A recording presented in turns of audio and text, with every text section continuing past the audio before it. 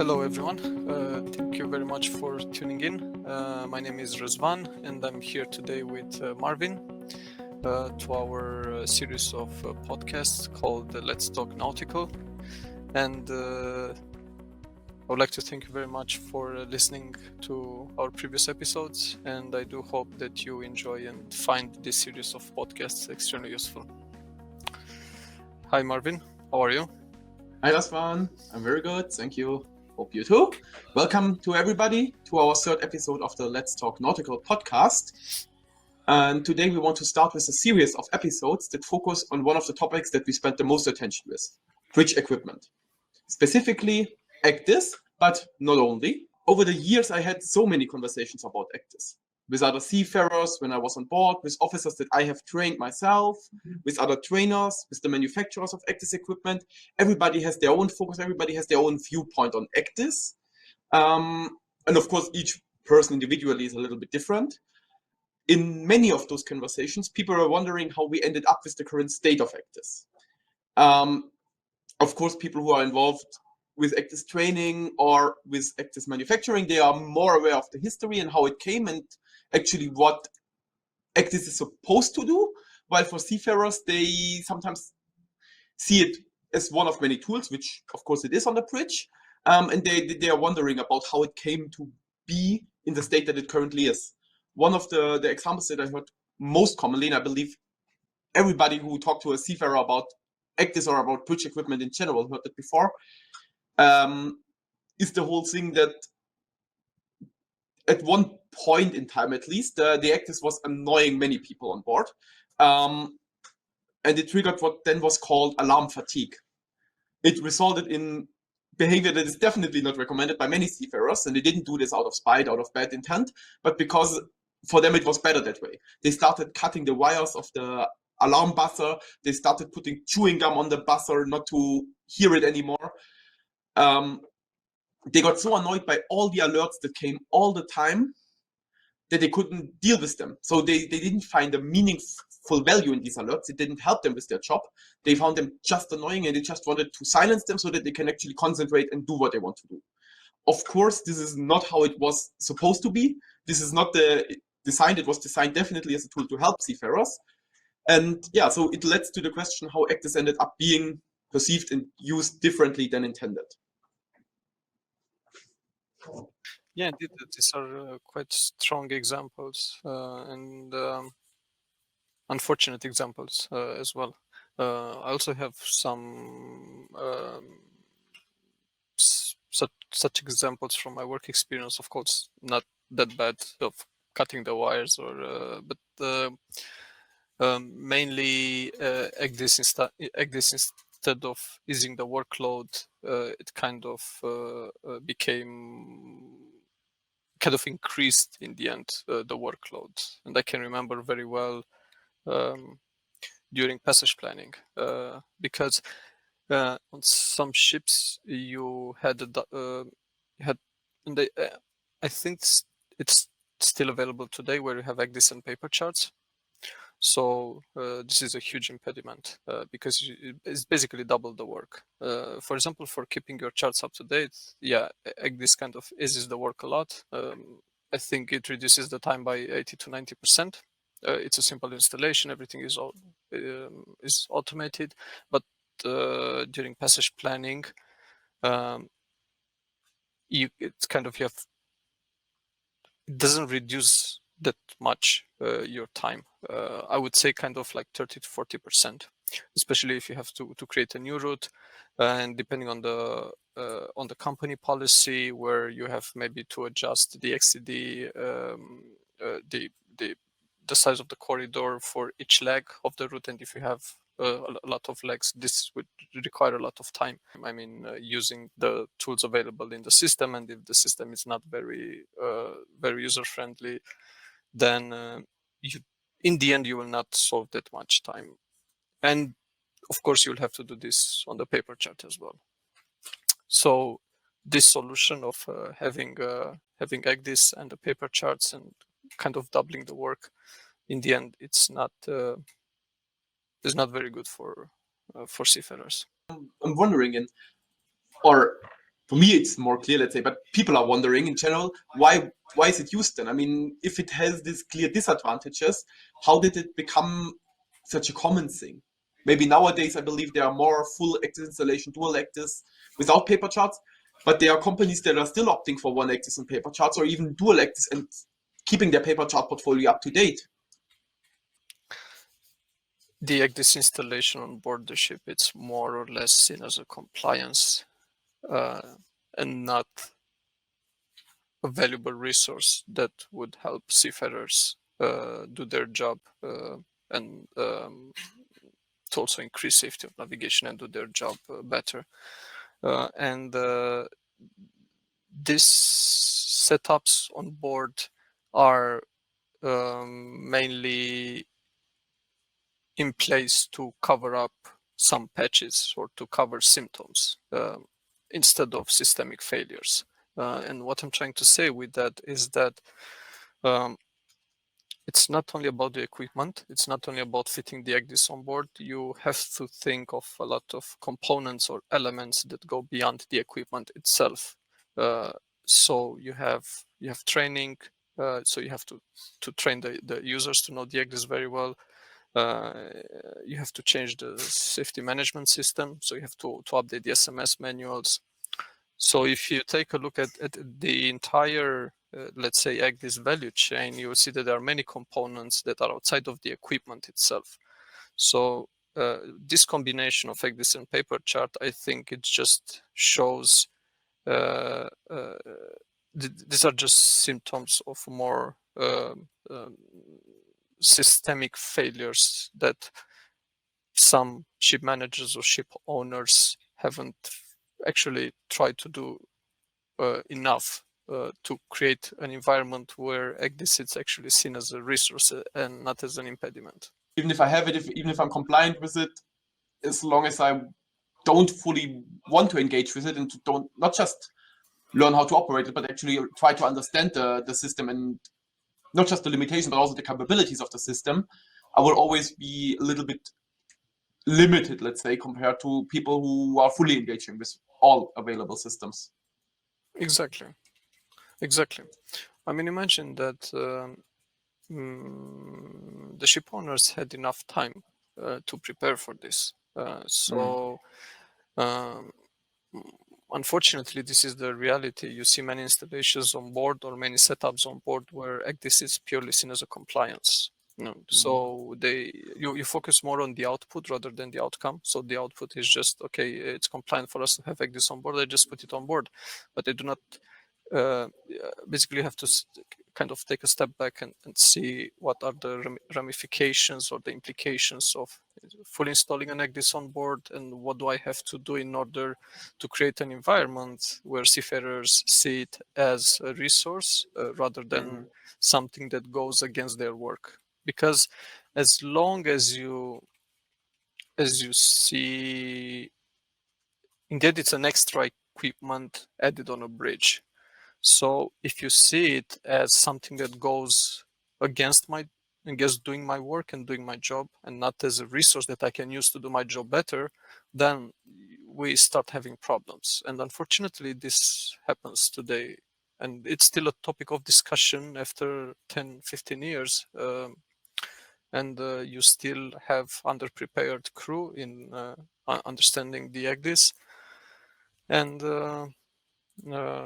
I mean, even kind of now you can see the consequences of some decisions not made some time ago, which were not thoroughly analyzed and investigated. Change management. That they basically say change happens all the time and you need to have change, you need to adapt. Not just on a regulated industry like on board of the ship, even in a normal office. But people don't change like this individually. So you need to manage the change somehow, and you need to ensure that people also accept the change. And so this was maybe part of it, that people on board, they saw the ECDIS just as an addition to their workload, just as a new tool that they needed to comply with, but they didn't see it as an opportunity. So that there was like a missed opportunity of change management to actually enhance the bridge with it. Exactly. Yeah. Yes, I said if you want to change the behavior of the user, or in this case the seafarers, then you must create an environment where this behavior is promoted, and it's very easy to be done. To come back to the example with the paper chart, imagine that it's been used for uh, decades. It has kind of become as a safety net for seafarers. So although it was put there as a transition as a transition phase, so until we have a fully ECDIS system on board, as a kind of a paperless system on board, we are going to still keep the paper charts. Uh, you might fall into the trap of creating an environment that does not incentivize seafarers of actually learning ECDIS, and learning not just how to use it and how to enter in the menus, but actually understanding the why. So not understanding only the interface, but also understanding how does it work. So with the kernel, with the software system. So these are all these components, because in the end, it's a main navigation system. So I've actually seen this enough during my career, where you had seafarers being a bit reluctant to go and dig deeper and dive deeper into the system, because they always had a paper chart in their chart room available, like their safety net, where they could just go back, and in case they were receiving an error in the ECDIS, okay, it's just an error, I just acknowledge it because I know that I have the paper chart. So should something go wrong, I always have my paper chart with me. I'm feeling safe. I've learned it at school. I know how to use it. So unfortunately, it creates this environment where you might not fully incentivize people to dive in and really learn the system. And we have to accept the reality, because even with the training, you have a generic course of 5 days, and then a type-specific course, which more often than not is done just a few days before they go on board the ship. So it's I've seen in the media, in the maritime literature, a lot this analogy of especially the young generation, where they grow up with their phone, and the digital natives, and the very fact that they use Facebook or LinkedIn or any other platform or application out there, then this makes by default, this makes it very easy for them to learn ECDIS, which it's not the case, though. I mean, ECDIS is a very complex system, and the fact that you know how to use Facebook, it does not automatically mean that you understand and know how to use. Yeah. With Facebook, you could actually see in the last years, especially, I mean, with these huge scandals with Cambridge Analytica, etc., that many people, they use Facebook, but they don't understand how Facebook works in the background. And I don't mean how do you put a post into it. That is easy to learn. Like in Actis, it's comparably easy, not as easy as posting, but still it's relatively easy to learn how to put a waypoint. Doesn't mean that you know correctly how to put a turn radius and how all the calculations of the route planning work together in an Actis. And the same way people didn't understand what is behind Facebook and how their algorithms and so on work, which for Facebook users doesn't matter, but for Actis users, I think it's definitely important to know what's going on in the system in the backgroround. Exactly, because it's a high risk environment. So with the Facebook, I don't blame them. It's normal not to know how it works, because it's fine. I mean, it's just a platform. I just share pictures, but I'm using ECDIS to is the main tool for safety of navigation. So I used to avoid to run aground with the ship, and I'm using it in a very high risk environment. So I must actually know everything about it. The same, not at every detail, but I must understand the various components that make ECDIS to be an ECDIS, and especially with the charts, as I said, also the kernel. So there are a lot of important things that require further study. That it doesn't mean that you will use them that often. or you will use the knowledge that often, but you might have a certain point or you might be in a certain situation where that knowledge will be a deal breaker. So it might save the day, because you know very well that like 90% of the time you use just very few functionalities of the ECDIS, especially during route monitoring. You don't use all the functionalities, just a bit of the functionalities, but there might be some situations where having a deeper understanding of how the system works, it might save you. You mentioned before, I mean, there are many structures in place, not just from now, they were there from the beginning. Generic ECDIS courses were mandatory, but maybe people didn't understand fully the importance of this background knowledge, so they were, even if they were paying attention in the course, maybe they were not retaining the knowledge, and then it made it much deeper, much more difficult, later on to actually apply what they learn in a type-specific course and what they practice on board, because they couldn't connect the application that they are doing on board with the knowledge that they once learned, because they didn't retain this knowledge as detailed as they should. Exactly. As they would help them. Not blaming them, honestly speaking. It's no. Because again, and this is one of many things, and especially if you're a young navigator, you learn ECDIS as part of your university, if you college, marine school, whatever. You learn so many other things there. It's difficult to retain. And if you're an experienced officer, you learn it in between, in your vacation time, basically, or between your vacation and going on board, where you also have so many other things on your mind. Yeah. Exactly, and the setup of the ECDIS might be different from ship to ship. I mean, and this makes the life even difficult for the seafarer. Not to mention that if you are trained in a simulator ashore, the installation there must be completely different than or even the equipment itself is different than what you'll find on board. So I know that this kind of generic course came as a way to solve this issue. You have multiple manufacturers, but for you to understand the basics, and then it will be simpler for you to get familiar. This doesn't actually hold in reality.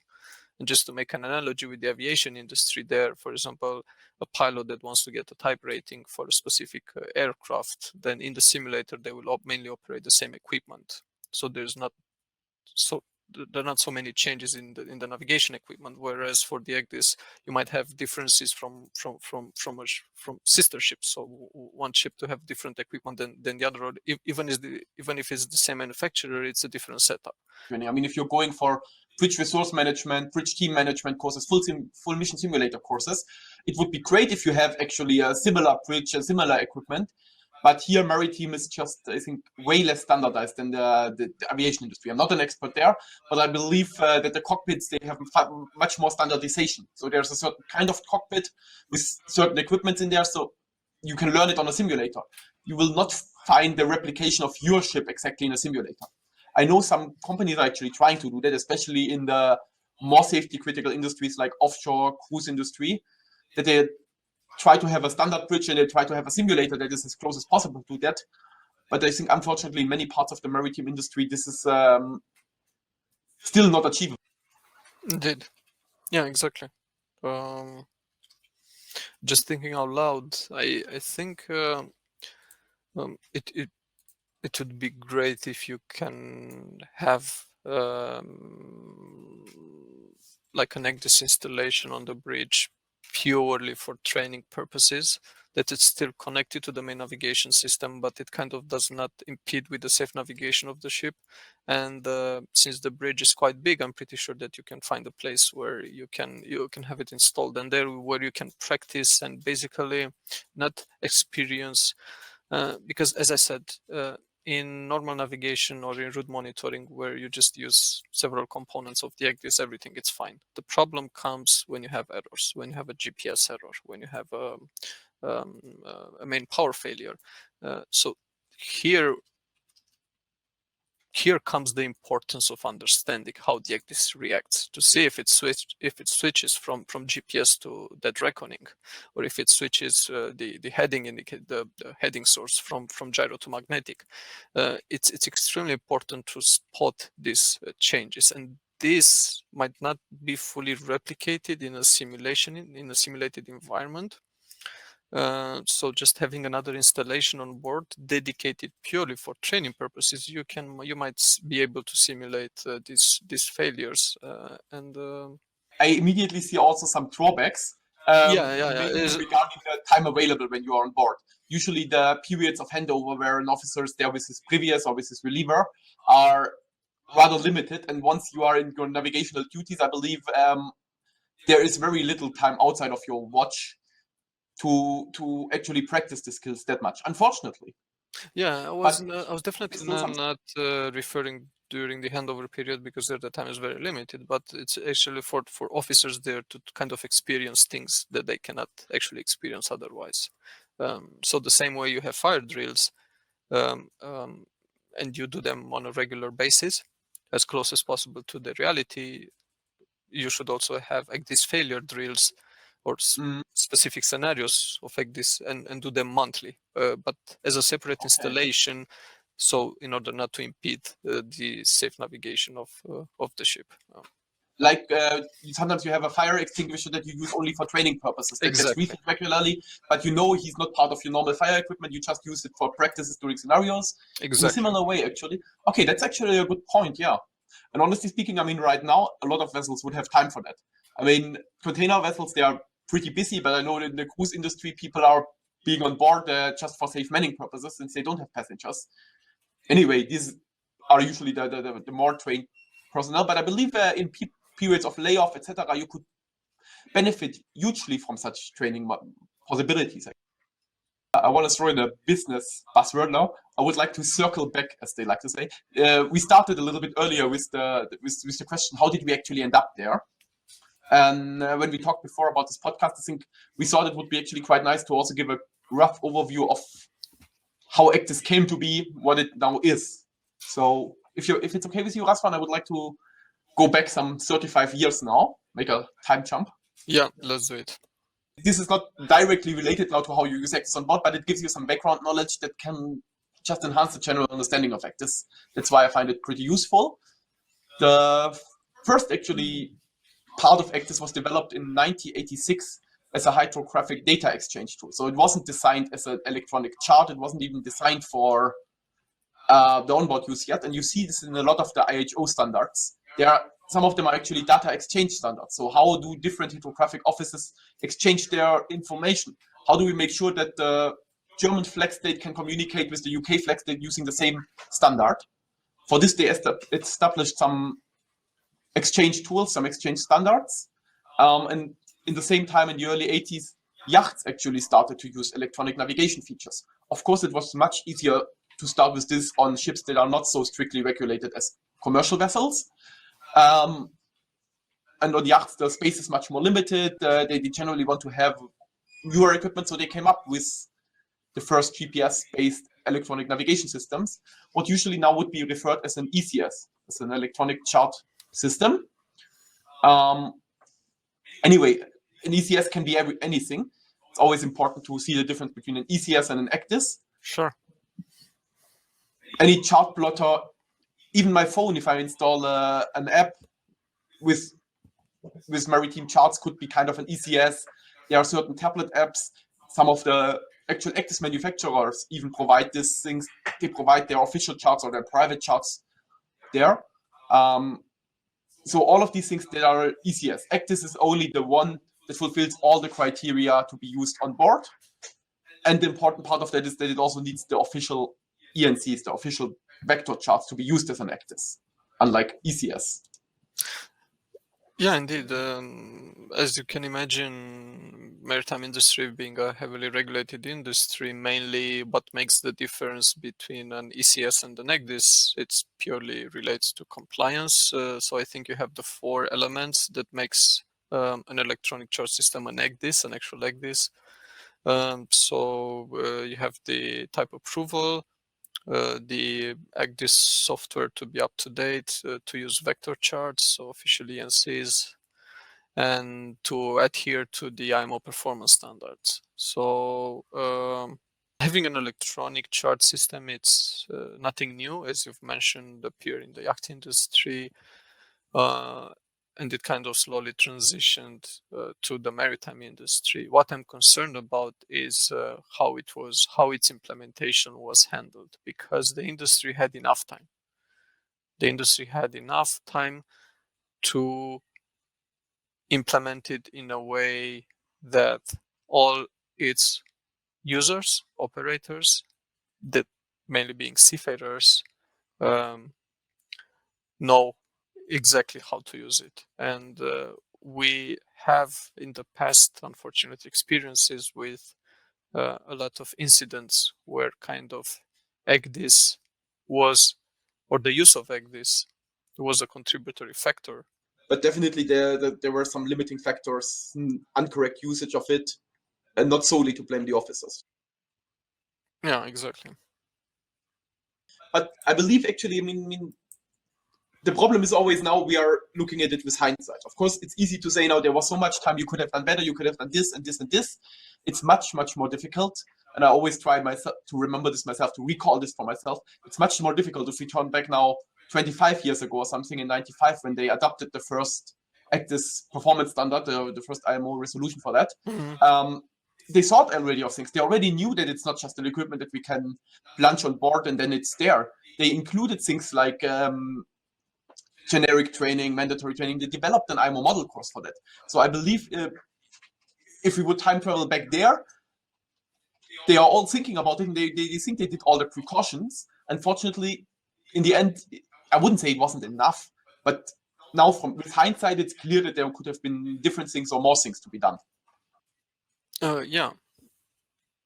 Yeah, but you see, we go back to how the system is perceived. So as long as it's going to be perceived as a compliance thing, so I install it because I have to comply and it's a check and that's it, I'm done, then obviously everything will, obviously you will end up with these consequences. But if you think not from an output perspective, but from an outcome perspective, so what can I do for my seafarers to help them safely navigate from point A to point B?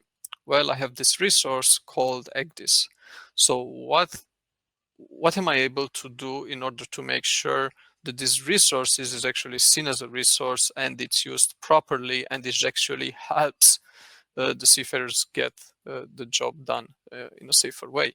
And talking with my colleagues, especially where they've been on ships retrofitted with ECDIS, where it was simply installed there somewhere, not fully taking into account the ergonomics and the overall user experience in terms of design. So how the system is used in the context of safely navigating the ship. It was just installed there as a standalone system. And in order to use it, it was kind of distracting you or impeding you from safely navigating the ship. So when you see this design flaws, you kind of realize that some people perceive it as a pure compliance, and that's why I'm saying that fully implementing the ECDIS on board, it's not just installing the equipment; it's way more other elements that sit outside of the equipment itself. The majority of ships, which are kind of general cargo ships, you don't have a thoroughly designed bridge, and as you have it with passenger ships or cruise ships. Yeah. I think part of that is also because of the actually relative longevity of ships. I mean, ships, they are used for many, many years. I'm honestly not sure. I believe airplanes also, but I believe they are more overhauled. Yeah, 25 years usually is the... Okay, so it's also quite some time. Definitely the technological progress is much faster than that. So in the end, I fully agree that there are definitely some issues coming up with retrofit solutions.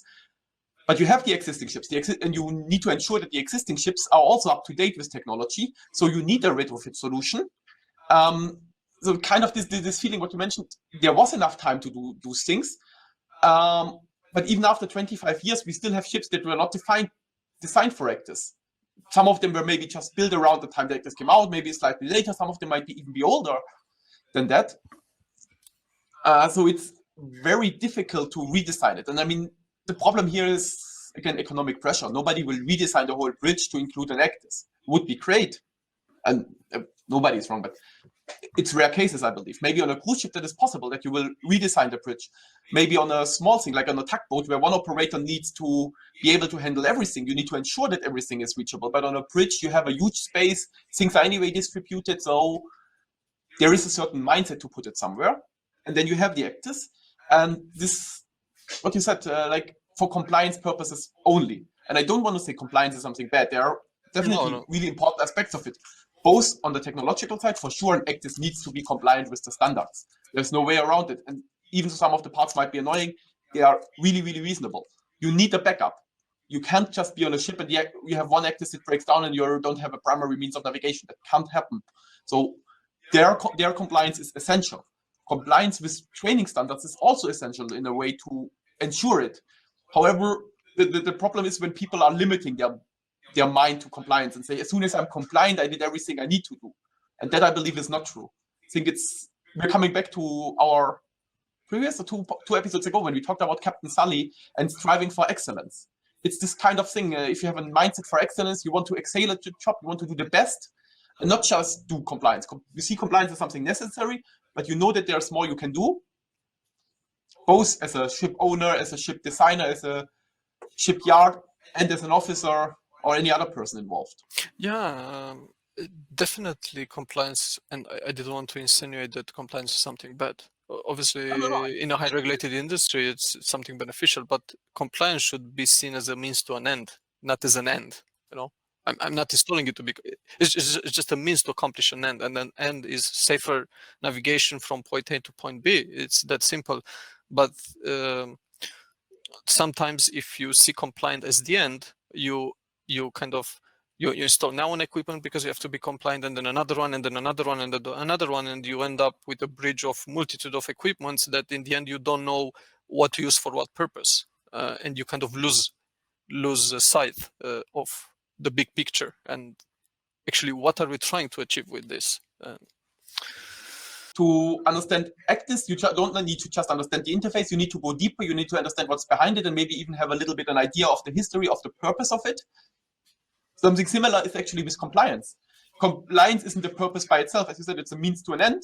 And if you try to understand why certain rules were made were enforced to be compliant with, it helps to actually go further and manage the purpose there.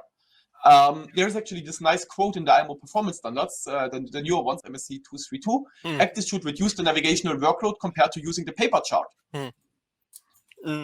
So, implemented the right way, it does. Yeah, most likely it does, because this part, I think it was mainly aimed at the manufacturers. And if you see ECDIS by itself, it reduces the workload. However, if you implement it together with paper charts, then we are back to the situation that you experienced a lot on board and described earlier. You have both things, and you have added workload instead of reduced workload. So you are compliant with the regulations. Again, it still does not reduce the workload. So there are multiple factors that must work. That's why I was saying to properly implement it. And then, yes, it will definitely reduce. Otherwise, it doesn't. Since we talked so much about compliance, I would like to end the podcast with a small quote. It's actually based on a video that you sent me a while ago from Captain Harry Nelson at the Transas Global Conference in 2017 about the resilience paradox. A strict adherence to checklists and strict adherence to procedures works 99% of time. But in the 1% where you need that flash of brilliance, how do you suddenly generate it from a world of strict adherence and discipline? We will also include a link to that speech, to that presentation actually, because there are a lot of very thoughtful moments in there. And I think we can learn a lot from this, to say definitely compliance is needed, but you need to think, why do you need to comply? What is the aim of it? And you need to try to do more from all points of view, from all sides, I believe.